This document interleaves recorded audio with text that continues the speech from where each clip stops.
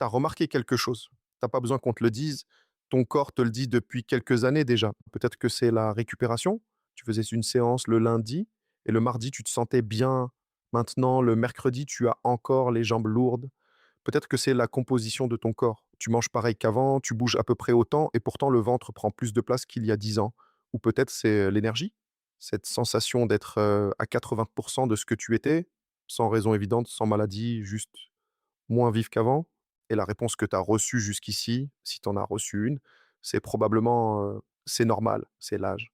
Comme si vieillir était juste une lente dégradation que tu as rien d'autre à faire qu'accepter. Ce que je veux faire dans cet épisode, c'est te donner une vraie réponse. Pas une réponse résignée. Une réponse qui explique ce qui se passe vraiment dans ton corps, pourquoi ça se passe et surtout ce que tu peux faire avec ça parce qu'il y a une différence énorme entre ce que tu contrôles et ce que tu acceptes et la plupart des hommes mélangent les 2. Bienvenue dans Une rep à la fois, parce que les meilleures années sont devant toi. Moi, c'est Mehdi, coach fitness spécialisé dans l'entraînement masculin après 40 ans. Et aujourd'hui, on parle biologie. Pas de la biologie de laboratoire incompréhensible, la biologie de ta vie quotidienne. Ce qui se passe dans ton corps quand tu te lèves le matin, quand tu montes les escaliers, quand tu essaies de reprendre le sport après une longue pause. L'idée reçue que je veux démolir en premier, c'est celle-ci. Après 40 ans, le corps commence à décliner et il n'y a pas grand-chose à faire.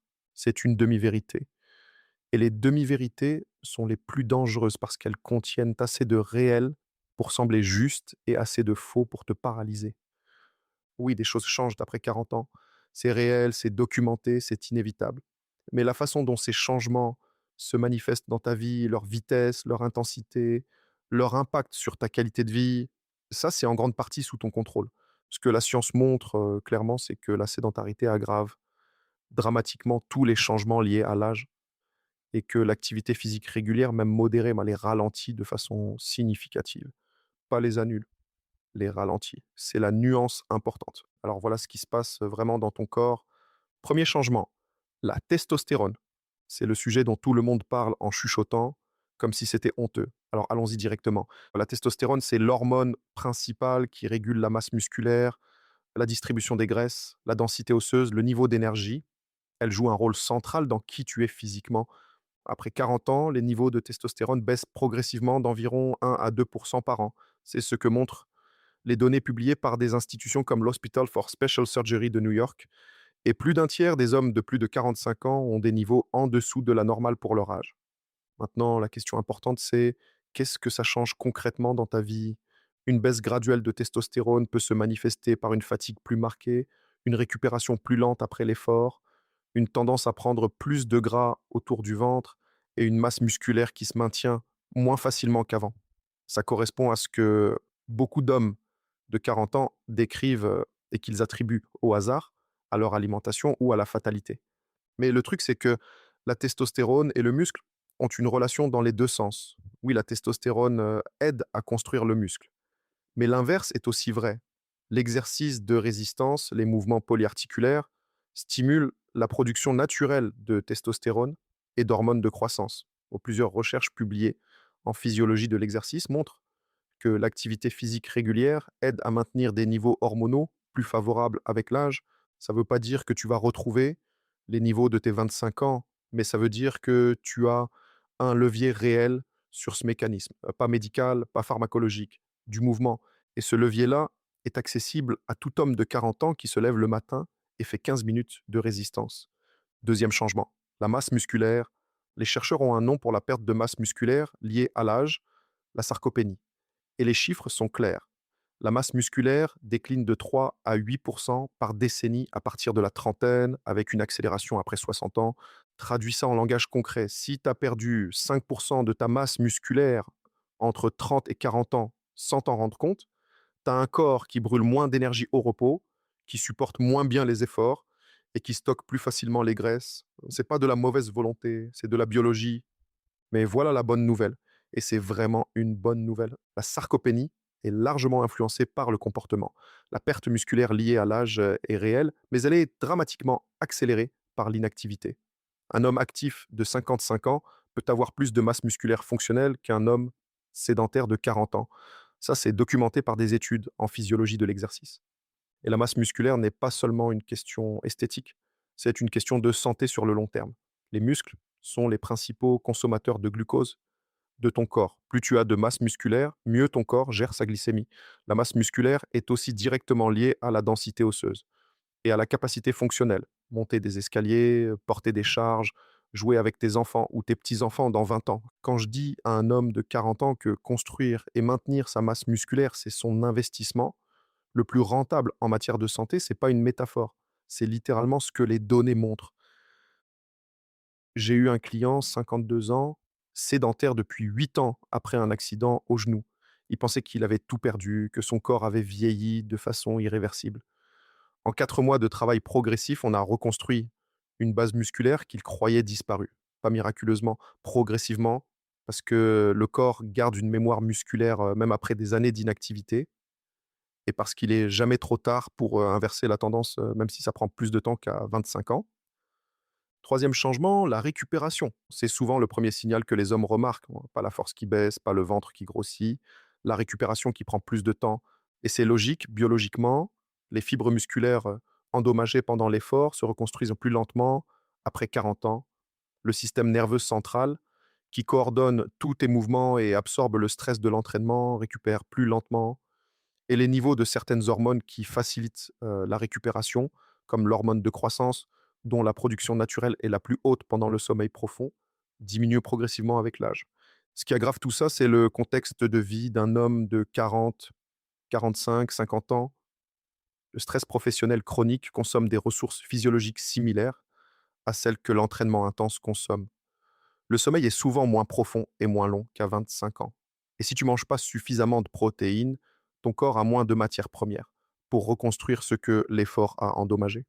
Résultat, un homme de 45 ans qui s'entraîne comme à 25 ans, avec le même volume, la même intensité, la même fréquence, va souvent se retrouver dans un état de fatigue chronique sans comprendre pourquoi.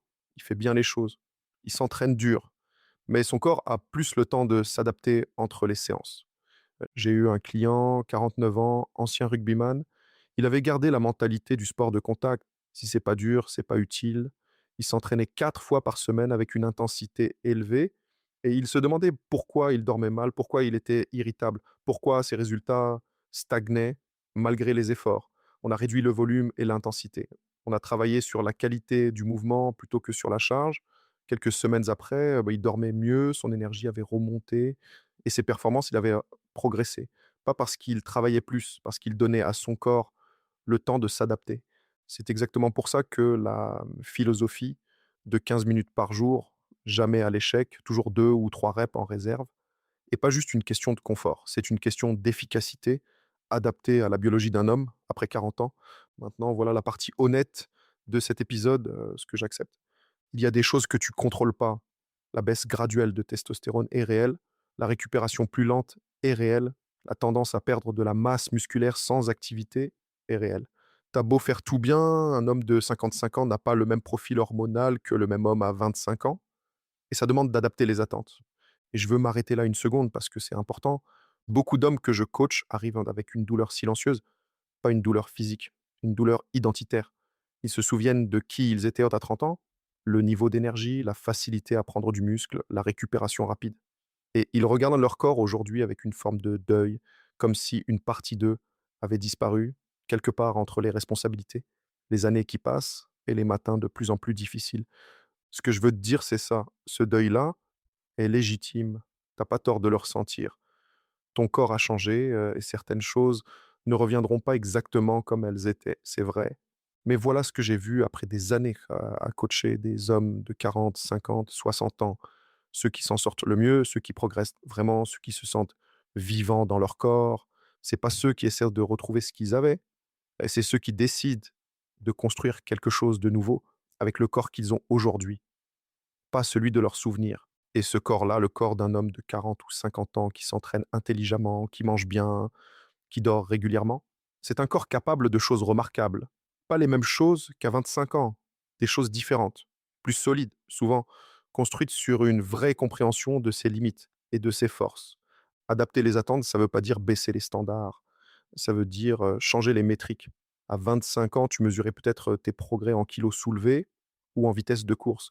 Après 40 ans, les métriques qui comptent vraiment, c'est: est-ce que j'ai plus d'énergie dans la journée? Est-ce que je me réveille mieux reposé?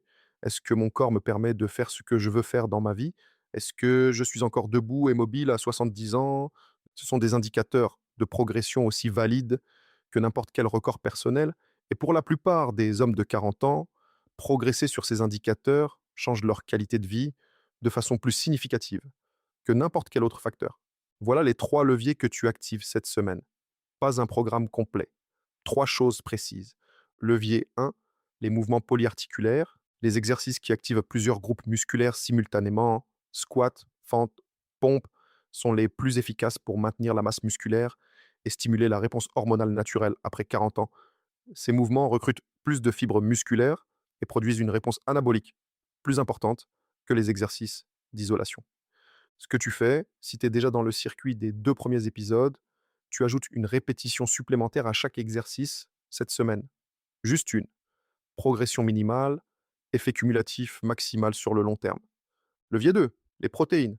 Ton corps a besoin de matières premières pour reconstruire ce que l'effort endommage. Les recommandations pour les adultes actifs de plus de 40 ans sont de 1 à 1,5 g de protéines par kilogramme de poids de corps par jour. C'est dans la fourchette documentée par des institutions comme l'ESPEN, le groupe d'experts européens en nutrition clinique, et confirmée par l'Université de Californie à Los Angeles et la clinique Mayo. Retiens juste ce chiffre, 1 à 1,5 g par kilo.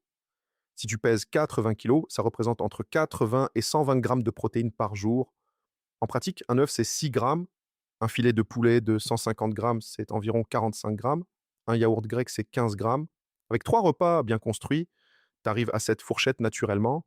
On abordera la nutrition en détail dans un épisode dédié. Mais pour cette semaine, une source de protéines à chaque repas. Œuf le matin, viande ou poisson le midi, légumineuses ou produits de laitier le soir. Pas besoin de peser, pas besoin de compter. Juste cette règle simple. Levier 3, le sommeil régulier. Pendant le sommeil profond, ton corps produit son quota principal d'hormones de croissance. C'est pendant le sommeil que les fibres musculaires se reconstruisent. C'est pendant le sommeil que le système nerveux récupère. Ce que tu fais cette semaine, tu choisis une heure de coucher et tu la tiens tous les jours, week-end inclus. Pas besoin de dormir plus longtemps, juste de dormir à heure régulière. La régularité du cycle veille-sommeil améliore la qualité du sommeil profond selon les données en chronobiologie. 3 leviers: mouvement polyarticulaire, protéines à chaque repas, heure de coucher régulière. C'est tout pour cette semaine. Ce qu'on a vu aujourd'hui, c'est la réalité biologique d'un homme de 40 ans, pas pour te faire peur, pour te donner les vraies cartes. La testostérone baisse graduellement, mais l'exercice de résistance régulier aide à maintenir un environnement hormonal plus favorable. La masse musculaire tend à diminuer, mais c'est largement influencé par le comportement, et un homme actif de 55 ans peut avoir plus de masse fonctionnelle qu'un homme sédentaire de 40 ans. La récupération prend plus de temps, et c'est pour ça qu'on privilégie la qualité et la régularité sur le volume et l'intensité. Ce que tu acceptes, ton corps change avec le temps et les métriques de progression changent avec lui. Ce que tu contrôles, l'activité physique régulière, les protéines à chaque repas, la régularité du sommeil. La semaine prochaine, on parle de quelque chose que beaucoup d'hommes confondent avec un manque de discipline. La vraie raison pour laquelle tu t'arrêtes. Et c'est pas ce que tu penses. C'est un épisode sur la tête, l'identité et pourquoi changer comment tu te vois. Change tout ce qui suit. Abonne-toi pour pas manquer ça. Et si tu as un ami de 40 ans qui se pose des questions sur son corps, cet épisode est fait pour lui aussi. Je te dis à la semaine prochaine. Prends soin de toi, une rep à la fois.